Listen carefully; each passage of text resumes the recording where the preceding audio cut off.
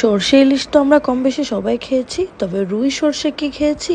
This is one of the best fish curry. আমার আম্মুর হাতের এই সর্ষে রুইয়ের রেসিপিটা কিন্তু একদম জবরদস্ত, মুখে লেগে থাকার মতো। সর্ষে রুই মাছের এই ঝাল ঝাল স্বাদটা, এটার জন্য 6-7টা গোটা মরিচ, একটা ফালি করে নেওয়া মিডিয়াম টমেটো, বাদাম ও নারিকেল কুড়ো অ্যাড করে নেবে আম্মু। এখানে অ্যাড করে নেবে গোটা জিরা, গোটা সর্ষে এবং পরিমাণ মতো পানি।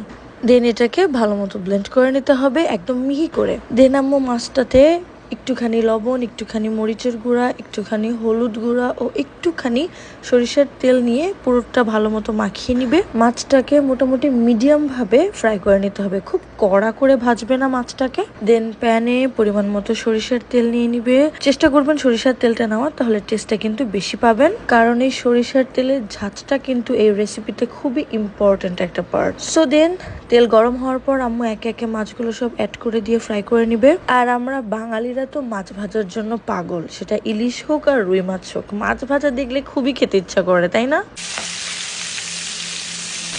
মাছ ভাজার এই সাউন্ডটাও আমার অনেক ফেভারিট। আর আমাদের বিড়ালটা তো মাছ ভাজার গন্ধে পাগল হয়ে যায়, রান্নাঘরে ঘুরঘুর করতে থাকে। সো নাও মাছ ভাজা শেষ আম্মুর। দেন আরেকটুখানি সরিষার তেল নিয়ে এখানে অ্যাড করে দিবি কালো জিরা। কালো জিরাটাকে গরম তেলে অ্যাড করে দিতে হবে। দেন এটাকে কিছুক্ষণ, মানে 20 থেকে 30 সেকেন্ড মতো একটুখানি গরম তেলে ফ্রাই করে নিতে হবে। দেন আম্মু এখানে খুব সামান্য আদা রসুন পেস্ট অ্যাড করে নেবে 2 চা চামচ পরিমাণে।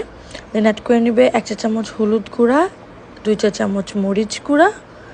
আর ঝালটা আপনারা পরিমাণ মতো কমিয়ে বাড়িয়ে নেবেন, কোনো সমস্যা নেই। দেন এখন এই পর্যায়ে মশলাগুলোকে তেলে ফ্রাই করে নিবে। দেন শুরুতেই ব্লেন্ড করে নেওয়া যে পেস্টটা ছিল এটাকে অ্যাড করে দিবে আম্মু। এখানে দেখতেই পাচ্ছেন এই পেস্টটা কিন্তু অনেকটা পাতলা হয়েছে, কারণ এখানে বেশ ভালো পরিমাণে পানি অ্যাড করা হয়েছিল ব্লেন্ড করার সময়, কারণ পানি তো আমাদের লাগবেই, যেহেতু আমাদের মশলা কষাতে হতো। সো মশলাটা এ পর্যায়ে একটু জাল দিয়ে ভালো মতো কষিয়ে নিতে হবে।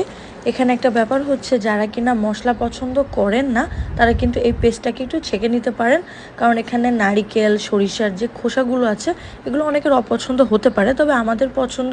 সো আমরা এভাবেই খাই, আমরা একটু ঠিক গ্রেভি পছন্দ করি। তো এ পর্যায়ে এসে আমরা এখানে কিন্তু 1 চা চামচ লবণ অ্যাড করে দিয়েছে, আপনারা দেখতে পেয়েছেন। দেন এবার মাছগুলোকে একে একে এখানে অ্যাড করে দিবে। এই পর্যায়ে কিন্তু এই গ্রেভিটা থেকে খুবই সুন্দর একটা স্মেল বের হতে থাকে। সরিষার যে ফ্লেভারটা এটা খুবই প্রমিনেন্ট থাকে। এই সরষের রেসিপিটা কিন্তু অনেক ফেমাস বাঙালি কুইজিনে। আর দেখতেই পেলেন আম্মু কিন্তু চুলার আঁচটা একদম কমিয়ে দিয়েছিল। মানে এটা হচ্ছে এমন একটা ফিশ কারি যে রেসিপিটা আপনার মিস করা চলবে না, এমন একটা ফিশ কারি এটা। রেসিপিটা কিন্তু মাস্ট ট্রাই করবেন।